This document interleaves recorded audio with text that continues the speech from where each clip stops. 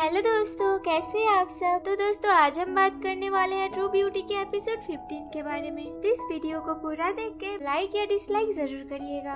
Episode के शुरुआत में हमें वापस से 2 साल पहले की घटना दिखाई जाती है, जहां पर लीसू ऑपरेशन थिएटर में अपने डैड से मिलता है। उसे अपने डैड को इस हालत में देख के बहुत बुरा लगता है। उसका डैड हर एक चीज के लिए उसे सॉरी कहता है। सालों बाद लीसू अपने डैड के हाथ को पकड़ता है। इसके बाद अपने डैड का ख्याल रखने के लिए वो वहीं रह जाता है, क्योंकि लीसू अब दूसरे कंट्री में था तो उसका टाइम टेबल भी अलग था। जो रोज रात को 3 बजे अलार्म लगा के रखती थी ताकि वो उस टाइम लीसू से बात कर पाए। ऐसे ही 1-2 महीने बीत जाते हैं और लीसू के पापा के सर्जरी भी सक्सेसफुल था। लीसू को लगा ही था कि अब वो हॉस्पिटल से डिस्चार्ज हो जाएंगे और वो वापस से कोरिया आ पाएगा। ये जान के जू लीसू दोनों ही बहुत ज्यादा एक्साइटेड थे, पर तभी लीसू देखता है कि उसके पापा का कंडीशन और ज्यादा क्रिटिकल हो चुका है और उन्हें आईसीयू में रखा जाता है। उनका ब्रेन हेमरेज हो चुका था, इसी कारण ब्रेन में बार बार ब्लीडिंग हो रही थी। उनकी सिचुएशन इतना ज्यादा सीरियस था कि उन्हें जिंदा रखना बहुत मुश्किल था, इसीलिए लीसू नहीं आ पाता है।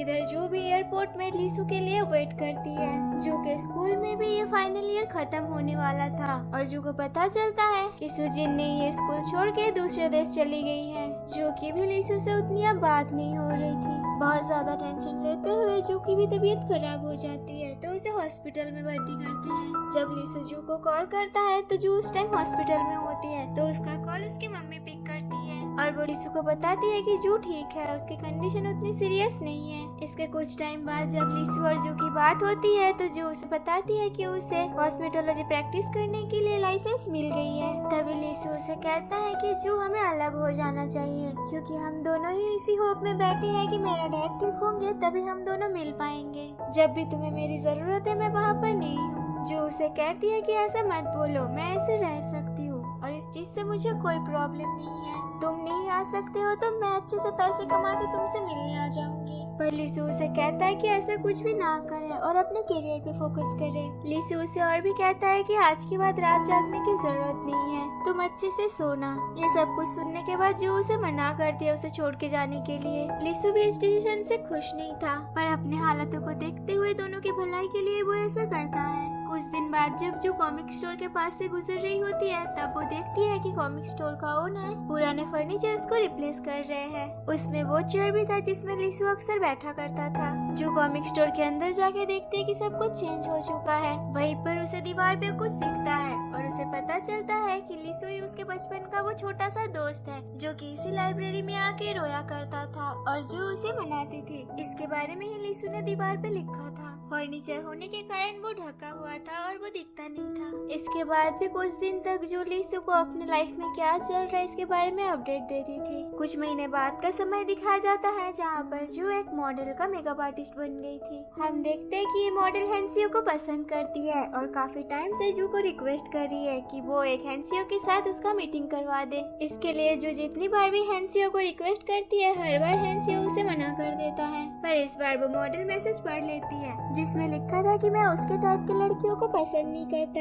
इस मैसेज को पढ़ते हुए उस मॉडल के हाथ से कॉफी उसी के ड्रेस पे गिर जाता है, पर इस चीज के लिए वो सबके सामने जो को ब्लेम कर देती है। वो ड्रेस काफी महंगा था तो जो को मैनेजमेंट से डांट पड़ती है। यहीं से हम प्रेजेंट में आते हैं, इसीलिए जो बहुत ज्यादा अपसेट थी। सालों बाद अपने दोस्तों से मिलके वो बहुत ज्यादा पी लेती है। तभी वहाँ पर हैंसियो आता है तो जो उस पर गुस्सा दिखाती है। वो कहती है कि तुम्हारे कारण वो मॉडल जेनी मेरा जान खा रही है। जो नशे में पागल हो जैसे हरकत करती है तो हैंसियो उसे साइड में लेके जाता है। जो फिर से वही जिद पे अड़ जाती है कि तुम जाके उस मॉडल से मिलो। तो हैंसियो उसे कहता है कि मुझे किसी और से मिलने के लिए फोर्स मत करो। क्या तुम्हें अभी तक पता नहीं चला कि मैं ऐसा क्यों कह रहा हूँ, मैं कैसा फील करता हूँ। यहाँ पर भी जो कुछ नहीं समझ पाती है। बहुत क्लोज होने के कारण इस बार हैंसियो जू को किस कर लेता है। अगले दिन जू जब नींद से उठती है तो उसे अपने पेरेंट्स से पता चलता है कि कल रात को वो बहुत ज्यादा नशे में थी तो हैंसियो उसे छोड़ने आया था। उसके बाद हैंसियो यहीं पर ठहरा था। जू को पिछली रात के बारे में थोड़ी बहुत याद थी, इसलिए वो हैंसियो से नजरें नहीं मिला पा रही थी। हैंसियो उसे पूछता है कि कल रात के बारे में तुम्हें कुछ भी नहीं पता है क्या?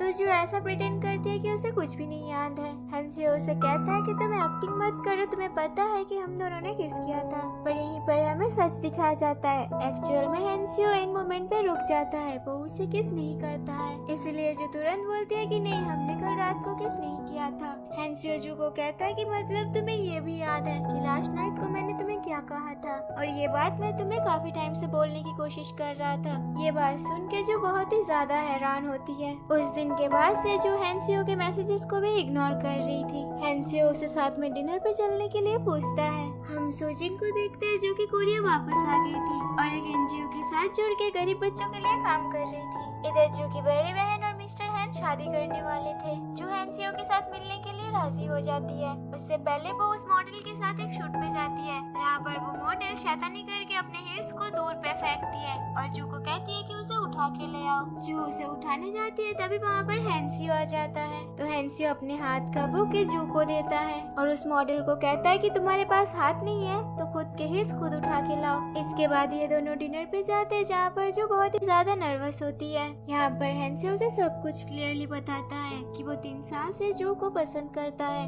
उसे पता है कि जू किसी और से प्यार करती है, फिर भी वो चाहता है कि वो जू के साथ थोड़ा टाइम स्पेंड कर पाए। उसे थोड़ा टाइम दे और उसके साथ सिर्फ 3 डेट पे चले। इसके बदले में उसे जू से कोई भी आंसर नहीं चाहिए। ये सब कुछ सुनने के बाद जू घर जाके लिसु को ही याद करती है। वो अपने घर से थोड़ा बाहर जाती है अपने मूड को फ्रेश करने के लिए। वो थोड़ी देर एक जगह पे जाके बैठती है, फिर वापस घर आने लगती है। पर उसे आगे जाके पता चलता है कि उसने अपना पर्स उसी जगह पे छोड़ के आई है। पर जब वो वापस जाती है तो वो देखती है वहाँ पर लिसु भी आया हुआ है और ये कोई कोइंसिडेंस नहीं था। जब ये दोनों छोटे थे तब एक बार जू ने लिसु को कहा था कि अगर तुम्हें कोई भी विश मांगनी है और उसे पूरा करना है तो जब भी इस शहर में पहला स्नोफॉल हो तो शहर के हाईएस्ट पॉइंट पे चले जाना और स्नोफॉल के सामने अपना विश मांगना। और ये जगह वही था जहाँ पर आज पहला स्नोफॉल हो रहा था, जहाँ जू को याद करते हुए लिसु भी आया था। लिसु उसे बताता है कि वो जस्ट अभी आया है इस शहर में और एयरपोर्ट से सीधा वो इसी जगह पर आया है, क्योंकि उसे पता था कि जू भी यहीं पर होगी आज के दिन। जू उसे पूछती है कि तुम यहाँ पर क्यों आए हो, हमने तो ब्रेकअप कर ली थी ना। तो लिसु उसे कहता है क्योंकि मैं तुम्हें मिस करता हूँ। लिसु उसका हाथ पकड़ने जाता है तो जो उसे मना कर देती है और कहती है मैं तुम्हें मिस नहीं करती हूँ। ये बोल के वो वहाँ से चली जाती है। इधर जू की बहन क्योंकि लिसु के पापा की कंपनी में काम करती है तो उसे पता था कि लिसु आने वाला है। वो इस बारे में हैंसियो को कहती है। हैंसियो भी इसी कंपनी के under as a singer debut करने वाला था। जो काफी टाइम से अपने पेट के प्रॉब्लम से जूझ रही थी, तो घर जाते वक्त उसके पेट में बहुत तेज पेन होने लगता है। लिसु उसे तुरंत हॉस्पिटल लेके जाता है। डॉक्टर से पता चलता है कि जू को पेट में पेन उसके कॉन्स्टिपेशन के कारण होती है। उसे अपने डाइट पे ध्यान देना पड़ेगा। इस बात से जू काफी एम्बैरेस्ड फील करती है और वहाँ से जाने लगती है। तभी उसके पॉकेट से सारे चॉकलेट्स गिर जाते हैं। डॉक्टर वही दिखा के कहते हैं कि इसी कारण तुम्हारे पेट में इतना दर्द होता है। जब लिसु अपने घर पर पहुँचता है तो उससे मिलने के लिए वहाँ हैंसियो आता है। अगले दिन लिसु जू से मिलने के लिए उसके घर के पास जाता है, पर जू उसे अवॉइड करती है। जब जू अपने मेकअप स्टूडियो पे पहुंचती है तो वहाँ पर भी लिसु बैठा हुआ होता है। वो उसी स्टूडियो से अपना स्किन एंड हेयर केयर करवाता है। जो काम से निकलती है तो हैंसियो उसे अपने साथ डेट पर लेके जाता है। जो हैंसियो को बताती है कि वो लिसु से मिली है, पर हैंसियो ने कहा कि मुझे इस बारे में पता है, पर तुमने मुझे प्रॉमिस किया है कि तुम मेरे साथ 3 डेट पे चलोगे। वो दोनों इस डेट पे एक साथ स्केटिंग करने जाते हैं, जहाँ पर जू गिर जाती है तो उसके हाथ में थोड़ा सा चोट लग जाती है। जब हैंसियो उसके हाथ पर बैंडेड लगा देता है उस टाइम जो लिसु को याद करती है। हैंसियो जू को घर छोड़ने जाता है तो उससे पहले वो जू को हक करता है। वो दोनों उसी कॉमिक स्टोर के सामने होते हैं जहाँ पर लिसु भी था। हैंसियो और लिसु एक दूसरे को देखते हैं, पर हैंसियो जू को नहीं छोड़ता है ताकि वो उसे ना देख पाए। इसका यही मतलब है कि हैंसियो जू को खोना नहीं चाहता है। यहीं पर ये एपिसोड खत्म होता है। आज की एपिसोड कैसी लगी आप लोग कमेंट सेक्शन में जरूर बताना, और अगर हमारे चैनल में न्यू हो तो चैनल को सब्सक्राइब करके बेल आइकन को भी ऑल पे जरूर करना। Thanks for watching.